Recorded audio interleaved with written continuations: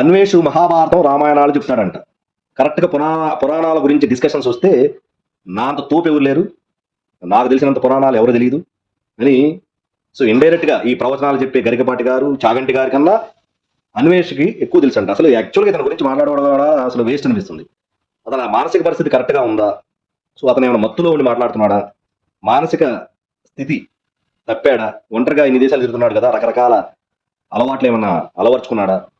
అతను మానసిక పరిస్థితి కరెక్ట్గా ఉందా లేదా అనేది డౌట్ వస్తుంది. అసలు సీతమ్మ వారిని రావణాసురుడు ఏ దృష్టితో చూశాడు, ఎందుకు తీసుకెళ్లాడు, అపహరించాడు అనేది తెలియదు ఆయనకి.